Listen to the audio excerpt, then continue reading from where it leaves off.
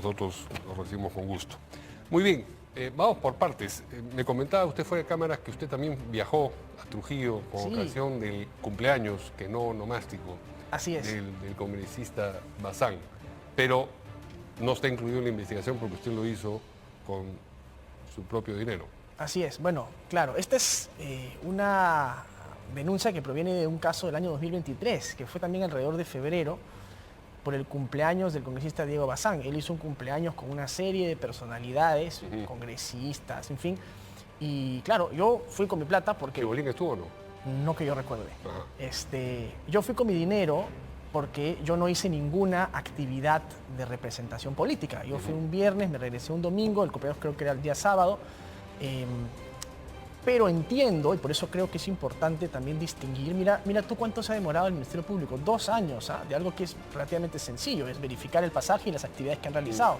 Y se ha demorado 2 años, y no todos los casos son iguales. Yo recuerdo cuando me preguntaron la primera vez por ese tema, que hay algunos congresistas, de lo que yo me acuerdo, la congresista María del Carmen Alba, por ejemplo, de Patricia Chirinos, sí realizaron actividades de representación allá en Trujillo. Ellas se reunieron con sindicatos allá en Trujillo, hicieron actividades como parlamentarias. Yo no sé si ese es el caso de todos, no conozco los detalles porque son varios allí, pero habría que ver, ¿no? Y entiendo que eso es lo que ellos han explicado en su momento, es pueden haber ido al cumpleaños de su colega, de repente sí, pueden haber ido también a hacer actividades de representación y a trabajar Claro, el también. asunto es qué antecede a qué, si la voluntad de ir al cumpleaños o la voluntad de realizar las actividades políticas, porque si no, es decir, ya que me han invitado, busco un par de cosas que hacer allá que justifiquen que el Congreso me pague el pasaje. Esa es la sensación que queda, porque no es que cada mes viajen todos ellos a Trujillo y tengan actividades políticas, ¿no? No, claro, por eso digamos, creo que cada uno de los 7 no es el mismo caso. Hay que ver específicamente, digamos, no sé si la denuncia ha sido hecha en paquete, ha sido uno por uno, no conozco la especificidad.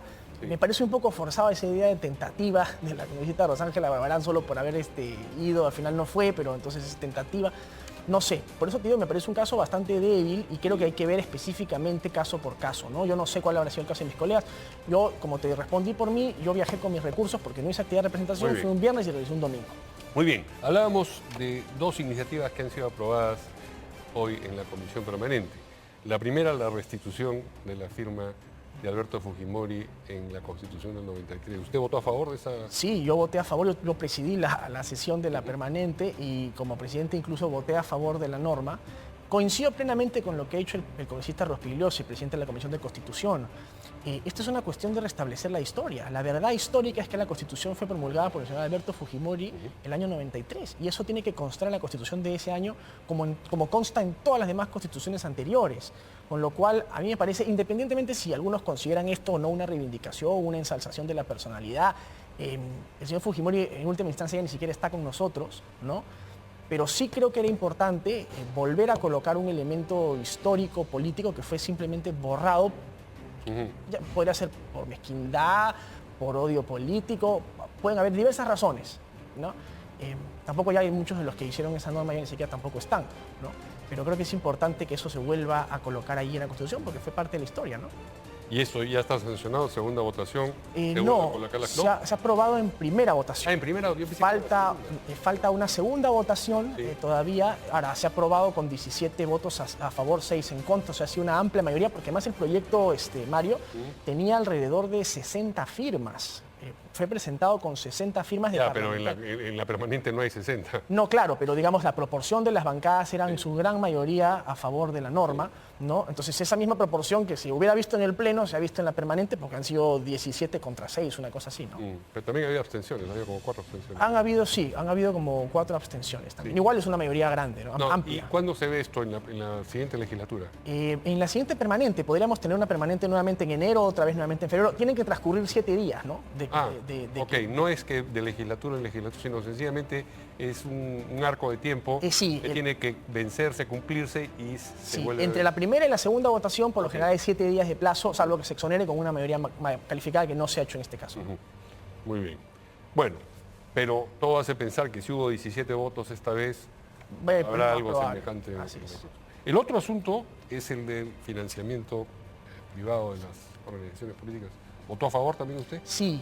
Mira, yo coincido también con lo que dijo el congresista Muñante. Creo que es importante que exista un mecanismo que permita la transparencia y la trazabilidad de quien aporta y la libertad de quien aporta. Yo nunca estuve, de hecho, tan a favor de que exista en primera instancia financiamiento público de los partidos políticos. ¿Pero uno está a favor o no? ¿No está tan a favor o no tan a favor? ¿Estuvo usted a favor o en contra? Creo que tiene sus cosas también positivas. Ha permitido que partidos políticos que quizás no tengan la posibilidad de conseguir financiamiento privado, porque en su momento no existía contexto adecuado para conseguir financiamiento privado, digamos, hayan podido tener el financiamiento público como un respaldo. Yo creo que el financiamiento público ya no debería existir. Los partidos políticos deben tener un marco para financiarse independiente y privadamente, ¿no? Como es en Estados Unidos, como es en otras partes del mundo, y eso tenga que ser transparente, tenga que ser parte de un fideicomiso, ¿no? Como existen los denominados PACs, por ejemplo, en Estados Unidos, que eso se ha manejado con un fideicomiso en el que ese dinero solo se puede utilizar para los gastos de la campaña, que no se lo pueda después gastar el dirigente o el candidato presidencial en ropa, carteras, viajes o lo que fuera. No lo usen para hacer caja, ¿no?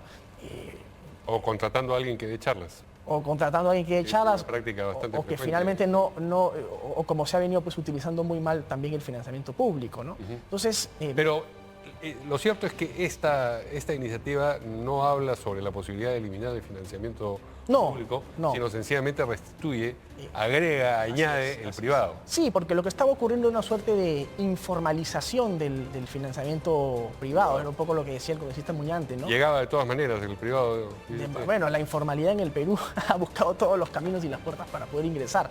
Y finalmente lo que se trataba con esta ley, lo que se ha tratado con esta ley es de hacer eso transparente, trazable, registrable, transparente, facilitar y no perseguir a aquel que finalmente decide aportar a una causa política, por compartir ideales, principios con un partido, con un candidato, ¿no? A mucha gente en el pasado se le ha perseguido, se le ha penalizado por apoyar a un partido político, una determinada idea. Eso creo que no ha sido correcto, ha dañado mucho la institucionalidad partidaria del Perú, ¿no? ¿Y esto sí es definitivo? Esta es la segunda votación, así es. Con este es definitivo. Bueno, ahora se enviará la autógrafa, la presidenta puede observarlo o puede promulgarlo, ¿no? La presidenta no observa.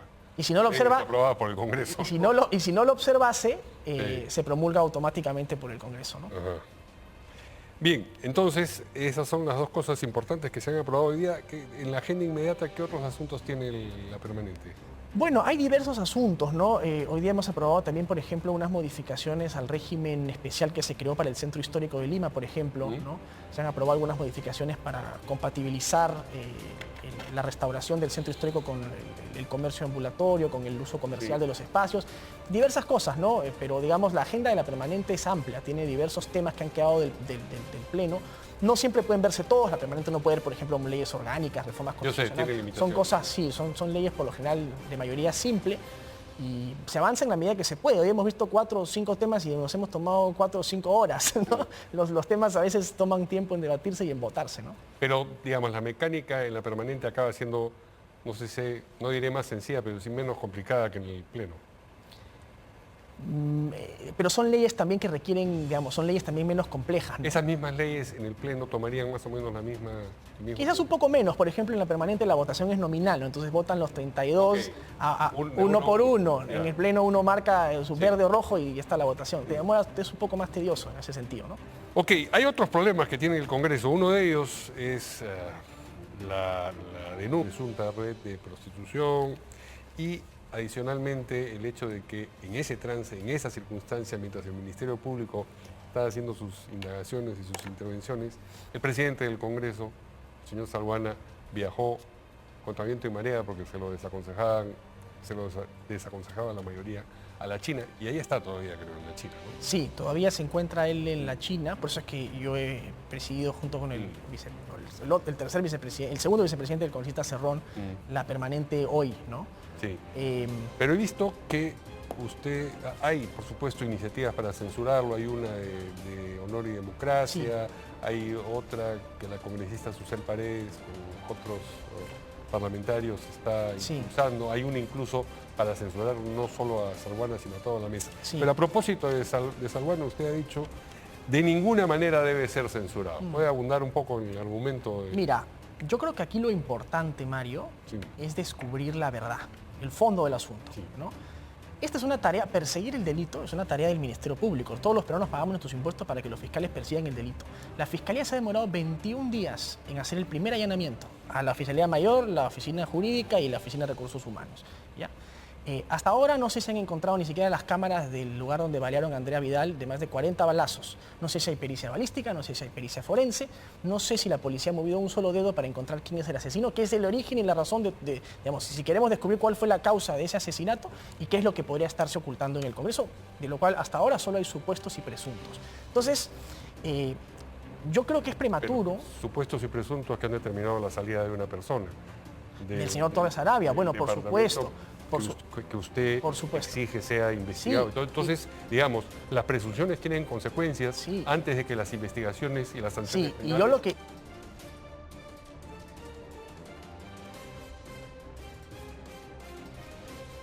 hayan sido establecidas. Así es. Y yo lo que incluso porque el señor era directamente involucrado en este asunto, ¿no? Se le estaba sindicando directamente de comandar una red, una supuesta red.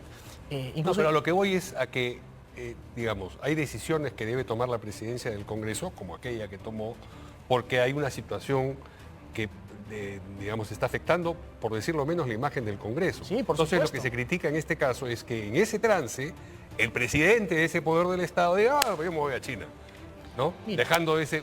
¿Usted se hubiese ido a China si hubiese sido...? No, yo he comentado en varias oportunidades que a mí no me ha parecido oportuno el viaje del presidente Salguana a China. Creo que el contexto implicaba que él se quedara aquí comandando precisamente o liderando... Pero no da para tanto como para hacer esos esfuerzos. Porque me parece que todavía es prematuro, porque la investigación no ha arrojado nada. Mira, si realmente... Pero insisto, no es un problema de que la investigación arroje, porque se ha removido a la persona que usted mencionaba sin que la investigación hubiese arrojado cosa alguna. Es diferente, porque hay responsabilidades administrativas y políticas. Sí, pero la responsabilidad directa de la persona estricta y directamente sindicada es diferente. ¿Por qué? Porque pueden haber, Mario, en el Parlamento, y de hecho hay, diversos intereses políticos en que primero no se descubra la verdad. Qué fácil sería agarrar y decir, ya saben qué, censuramos al presidente Salguana, él es el responsable político, el capítulo se cierra y, ¿Por qué nunca... censurar quiere decir cerrar el capítulo? Puede ser uno de los ítems. No, porque eso es lo que van a buscar políticamente, un chivo expiatorio para no encontrar realmente la verdad del asunto, Mario. O sea, aquí el punto no es, o sea, a lo que muchos quieren concluir, a lo que muchos grupos quieren llegar, porque a río revuelto ganancia de pescadores, es a la censura del presidente Salguana, con la finalidad de que de que censura al presidente. Se entierre y se acabó. Ese gesto. Y se encuentre un chivo expiatorio, el caso se cierra y pase al olvido político, como suele ocurrir en el Perú con este tipo de cosas. Entonces, la manera de que no pase al olvido político es no censurar a Salguana. Es que la Fiscalía y la Policía investiguen y exhortar a que encuentren la verdad. Y mira, tiene una consecuencia penal. Remover al presidente del Congreso no es una acción penal, es una acción política. Pero tendrá consecuencias penales en función de que se encuentre algo. ¿Qué pasa si el Ministerio Público encuentra y dice, ¿saben qué, señores? No hay nada, resulta que todos estos son chismes de pasillo, no hay absolutamente nada. Entonces, mucha gente quiere precipitar una decisión como la censura, porque precisamente no quieren que se investigue si hay algo que descubrir. Pero entiendo yo que la censura tiene que ver con el hecho de que se haya ido de viaje en un trance así. Es decir, con el hecho de que no haya... Hay diversos motivos. Hay quienes creen que es por el viaje, otros sostienen que tiene que ser porque supuestamente él lidera esta supuesta red, o porque él es de Alianza para el Progreso. Entonces, yo por no haber cumplido cabalmente sus funciones como presidente. Y nuevamente vuelvo a decir, Congreso. hay mucho oportunismo político de algunos sectores del Congreso, hay mucho buscar los 5 minutos de fama de parte de algunos parlamentarios, y eso no es prudente ni bueno para la institucionalidad del Congreso. Entonces, ¿usted no acompañará una moción? Yo no voy a acompañar una censura, no solo porque me parece precipitada, me parece que no está buscando resolver el tema de fondo, que es descubrir quién asesinó a Andrea Vidal de 40 balazos. Creo que es una salida facilista y en el fondo oportunista de una serie de grupos políticos que quieren pescar a río revuelto. Y eso no es prudente ni para el Parlamento ni para el país. Esos grupos políticos incluyen a Avanza País, su partido, porque el secretario general, el señor Luis Flores, ha dicho que su partido exige la renuncia de Salguana como presidente del Congreso. Y tiene todo derecho a exigir lo que quiera. La decisión la toma mi bancada y la toman los congresistas. Pero como usted está señalando sectores políticos interesados su opinión en pescar a río revuelto, le pregunto si uno de esos sectores es su partido. Como militantes, será él como militante, su opinión se respeta, no se comparte y no se acata, porque nosotros no recibimos órdenes unidireccionales del partido. Usted ha dicho hay sectores políticos interesados en que esto se solucione de una manera que no se vaya al fondo del asunto. Seguramente, ¿Este es uno de los ejemplos? Seguramente este militante está buscando algún tipo de protagonismo, del cual yo no comparto, y en todo caso él tampoco toma la decisión en la bancada. Pero él dice, hicimos un plenario de emergencia a nivel nacional con los coordinadores regionales y estatales de Lima, en el cual decidimos como partido tener la posición de pedir la renuncia del señor Salguana si es que no daba explicaciones ni tomaba acciones correctivas inmediatas. No ha ocurrido este plenario de emergencia que él... Bueno, no lo sé, habría que preguntarle a él quiénes convocarán en ese plenario, cuáles son las pruebas de que existió ese plenario, si ese plenario salió. Digamos, si ese plenario pertenece salió, al partido. Yo no lo sé. No son tantos en el partido como para bueno, que no se para entere. que veas, de repente ha sido él y su sombra los que han convocado a este supuesto plenario, porque a ninguno de los parlamentarios de la bancada, yo siendo miembro del comité político del partido, se nos ha convocado. Entonces quisiera que muestre las pruebas de ese supuesto plenario. Entonces, cuando se va a mandar con una declaración de esa naturaleza, tendría que ser muy consciente de las consecuencias que eso puede tener. En todo caso, como te vuelvo a decir, esto es una decisión de la bancada que tomaremos los parlamentarios. Y el partido, y él como militante del partido, tendrá su posición que se respeta, pero no se comparte. ¿Cuál es